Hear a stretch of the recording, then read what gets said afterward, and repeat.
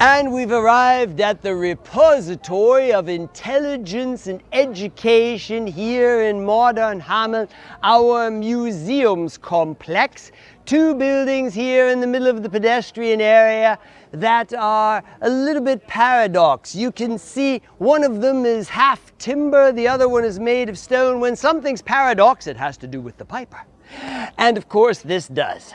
You can see the story of the city of Hameln from the gray of antiquity here over 7 different levels that you can reach with a wheelchair all the way up until the day before yesterday, and that in 2 languages, Deutsch and lingua franca, English. And so there's enough to see and read in there, but out here you notice you don't read anything. The people of those days didn't read or couldn't read, and so there's nothing written. What you see is symbolic. And symbolically, you see here 2 different schools of thought. On the one side, it's pride, and on the other side, it's fear. And what's the man afraid of? He's afraid of the piper. You've heard the story. The church, the authorities, the government is telling a different story about the piper, one you may never have heard, that says the devil incarnate walked the side streets of Hameln, leading 130 young people away to the mountain. The married women of Hameln followed, and up on the mountain, one or the other of them bumps into the piper where he says, "I've led 130 away, and I'm coming back in 300 years to get even more." But the people of Hameln are no fighters. The people of Hameln are merchants. They're insurance salesmen and boring bureaucrats. And when they're faced with the return of the devil incarnate, they start to write it down. And they write it down in the church books, they write it down in the documents, and suddenly we have the year 1558. And everyone in Hameln knows, just like this chap, the piper is coming back. Within our lifetime, that's going to be pain, that's going to be pestilence and death and a whole lot of ouch. And he doesn't want that.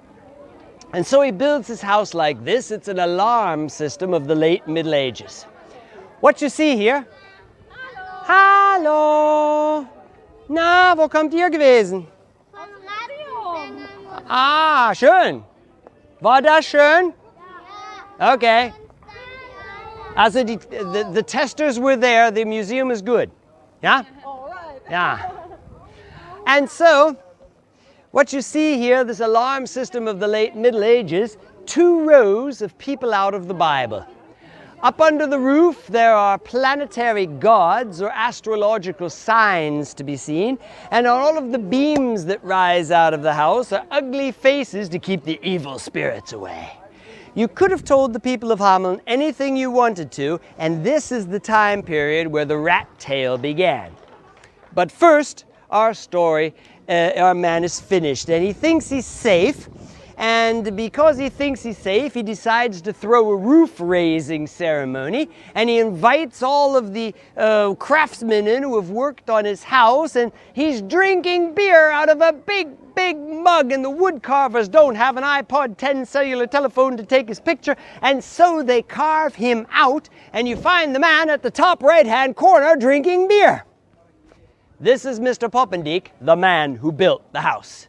How many people do you know with their own visage on the facade of the house? Not too many. Poppendiek could get away with this. He was a rich man. He was an influential man. Mr. Poppendiek was the mayor of Hameln, but he was scared to death of the piper. And he says, "I and my family will survive. The rest of you can die." And this is when the people of Hameln get a lot of help from far, far away. Down along Lake Constance on the Swiss border. And there's a chap running around there by the name of Graf Froben von Simmern, Count Froben. And because his name is von Simmern, that means he can read and write. And that's what he's doing. He's writing a travelogue, and he's in the year 1551 in Meeskirch on the Lake Constance, and there he documents a plague of rats. And he writes it all down about the rats, and he writes all the anecdotes about rats, and after the comma he says, so long as I'm on the rat material, this reminds me of a story I've heard about this chap who first leads the rats away and then the children. This is where the madness begins.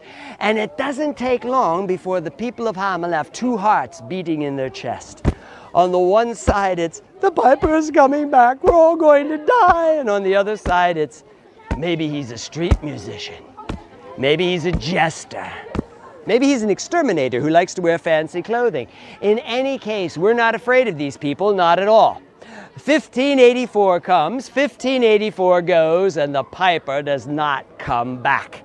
The people of Hameln take a lot of money from their bank accounts and build fancy houses like Mr. Leist, and the closer you get, the more you see. Come this way.